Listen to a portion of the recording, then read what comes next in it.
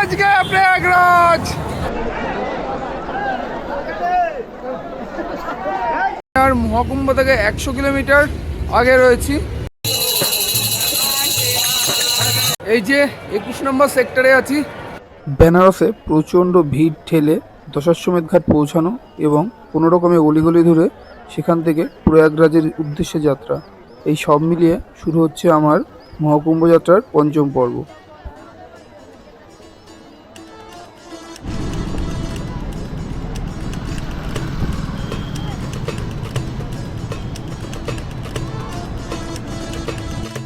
Good morning. আমি যে সাইকেলে মহাকুম্ভ যাত্রা করেছিলাম, হয়তো আজই তার শেষ দিন, কারণ আমি আর মহাকুম্ভ থেকে 100 কিলোমিটার আগে রয়েছি। এখন 7:30 বাজে। এখানে রাত কাটিয়েছিলাম একটা ধাবাতে। এখন টেন্ট ফ্রেন্ড গুছিয়ে ব্যাগ প্যাক করে বেরোচ্ছি।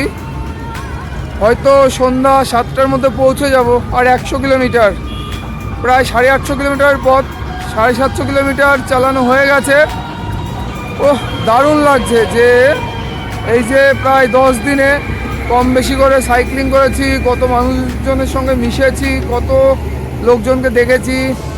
কালকে একজনের সাথে দেখা হয়েছিল, যার পা পোলিওতে নষ্ট হয়ে যাওয়া, কিন্তু তবুও সে সাইকেলে করে চলে এসছে, দিল্লি যাচ্ছে। তো এরকম প্রচুর মানুষের সঙ্গে পরিচয় হয়েছে, অনেক ভালো ব্যবহার পেয়েছি।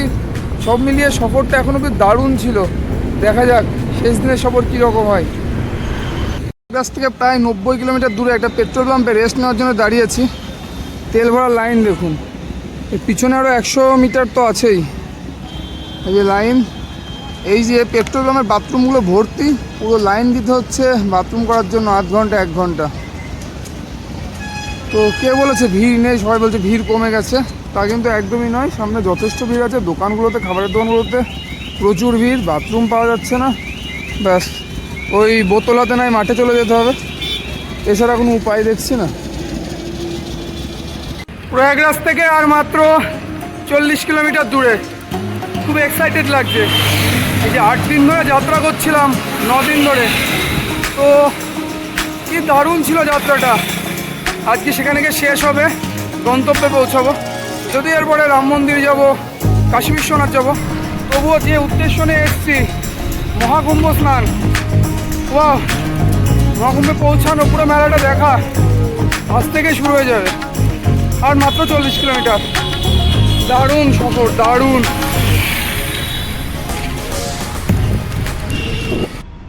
পথে গোপীগঞ্জ বলে একটা স্কুলে রেস্ট নিচ্ছিলাম।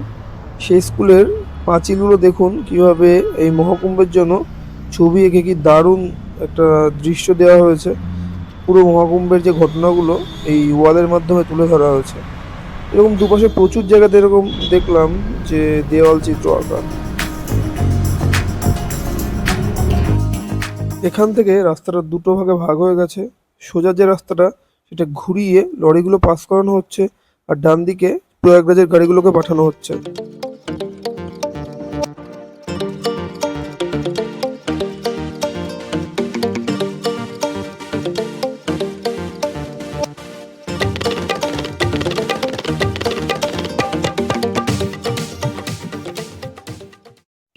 রাস্তায় কিন্তু খুব একটা ভিড় দেখলাম না। যে দেখুন যাওয়ার গাড়ির সংখ্যা তুলনামূলক কত কম আর আসার গাড়ির সংখ্যা কত বেশি। প্রায় 1.5 থেকে 1.5 কিলোমিটার লম্বা লাইন, কিন্তু যাওয়ার রাস্তা পুরোটাই ফাঁকা, এখন অব্দি কোনো জ্যাম বাঁধেনি। সামনে কিছুটা জ্যাম ছিল সামান্য, তবু সাইকেল পার করতে কোনো অসুবিধা হয়নি। বুঝতে পারছি না লোক সংখ্যা বাড়ছে নাকি কমছে, দেখি সামনে গিয়ে কি সিচুয়েশন হয়।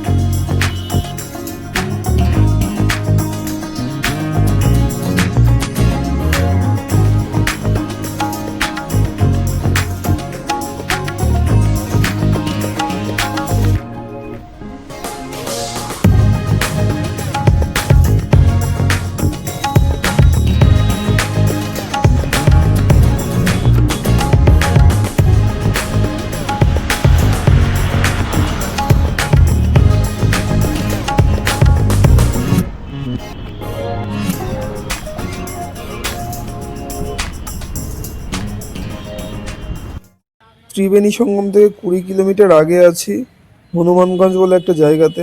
প্রথমবার জ্যাম পেলাম, ভালোই লম্বা, প্রায় 1-1.5 কিলোমিটার লম্বা। প্রথম জ্যাম, জানি না সামনে আর কতগুলো জ্যাম পড়বে। তো একজনের কাছে শুনলাম তুলনামূলক আজকে জ্যামটা কম অন্য দিনের তুলনাতে। আসলে ভেতরে ট্রাফিক কমানোর জন্য পুলিশ 1-1.5 কিলোমিটার পর পর যে চেকপোস্ট করে গাড়িগুলো সাইড করছে, তাই ভিড়টা রাস্তায় দেখা যাচ্ছে, মানে গাড়ির ভিড়টা বা গাড়ির জ্যামটা, ভেতরের ভিড়টা কমানোর জন্য। যদিও আমার তাতে কি, আমি তো সাইকেল তুলে দিয়েছি ফুটপাতে।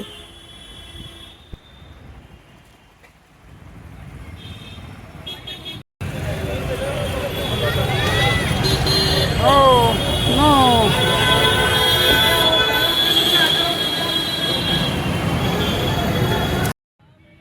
এই যে বাইকগুলো এখানে দাঁড়িয়ে রয়েছে আপনাদের সঙ্গমে ফেলে দিয়ে আসার জন্য। এখান থেকে আসবেন, বাইকে উঠবেন, 500 টাকা দেবেন, সোজা আপনাকে সঙ্গমে নিয়ে গিয়ে ফেলে দিয়ে চলে আসবে।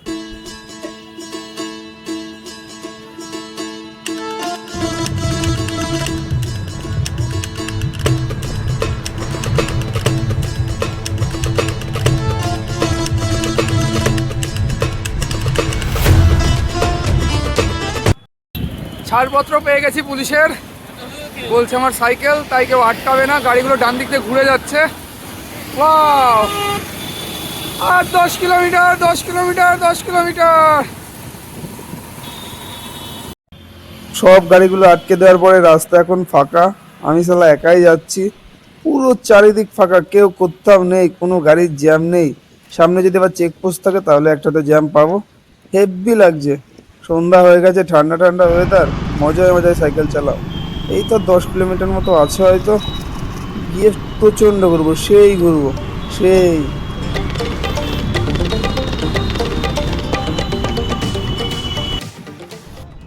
চলে এসেছি গঙ্গা নদীর ব্রিজের উপর।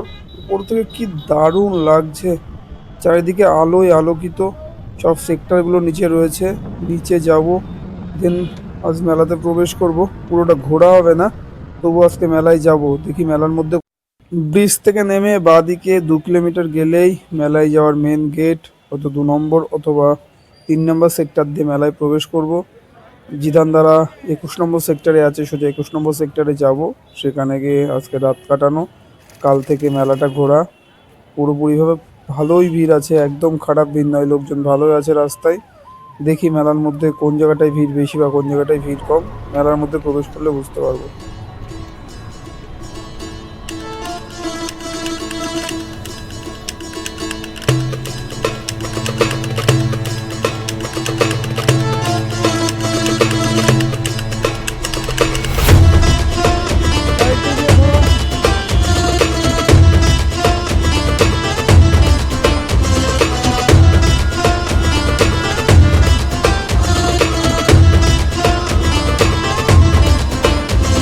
এই যে 21 নম্বর সেক্টরে আছি, কাল রাতে পৌঁছেছি মহাকুম।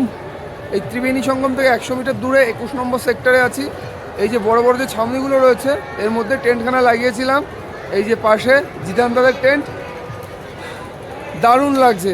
এই 10 দিনের যাত্রা, এতটা স্ট্রাগেল, তারপরে যে মহাকুম্ভে এসে, যদিও খুব বেশি ভিড় নেই, লোকজন যে এখন গেছে সঙ্গমে স্নান করতে, সঙ্গমেও খুব বেশি ভিড় নেই, যথেষ্টই ফাঁকা। আবার হয়তো 26 তারিখ নাগাদ খুব ভিড় হতে পারে, এই 2-3 দিন ভিড় একটু কমই থাকবে। এই আজকে রেস্ট নিয়ে মোটামুটি কাল থেকে পুরোপুরি ঘোরা শুরু করব কুম্ভ মেলা।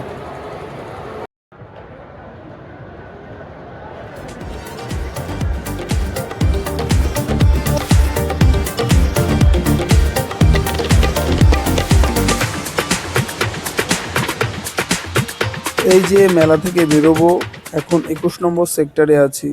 এই যে সঙ্গম এবং সঙ্গমকে ঘিরে যে সেক্টরগুলো রয়েছে, 2, 3 বা 20, 21, এখানেই কিন্তু মানুষের ভিড়টা বেশি। এছাড়া গঙ্গার ধারে যে সেক্টরগুলো রয়েছে সেগুলোও ফাঁকা, বা শুধুমাত্র যমুনার ধারে যে সেক্টরগুলো রয়েছে সেগুলোও ফাঁকা, সেগুলোতে খুব বেশি লোক নেই। এই যে এখন ব্রিজ পার করে এখন চলে যাব 2 অথবা 3 নম্বর সেক্টরের দিকে, দেন কোথাও একটা থাকার ব্যবস্থা করতে হবে।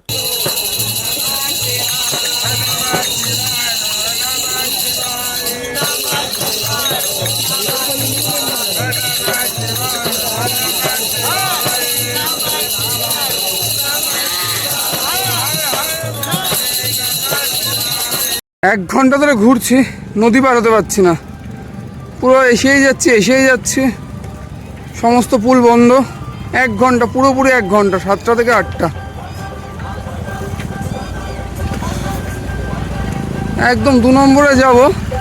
মোটামুটি 1 কিলোমিটার, আবার যতটা যাচ্ছি ততটা আবার রিটার্ন আসতে হবে। যতটা যাচ্ছি তার মানে আরও 1 ঘন্টা রিটার্ন আসতে হবে। যাই হোক, জানি না কোথায় কোথায় ঘুরতে হবে, কোথায় কি দেখতে হবে, বা কোথায় কোন কোন মন্দির আছে, কোনো প্ল্যানও নেই। আগে একটা রেস্টের ব্যবস্থা করি, দেন দেখা যাবে কোথায় কোথায় ঘুরতে হবে বা প্ল্যান বানানো যাবে। আজকের মতো এখানেই সমাপ্ত।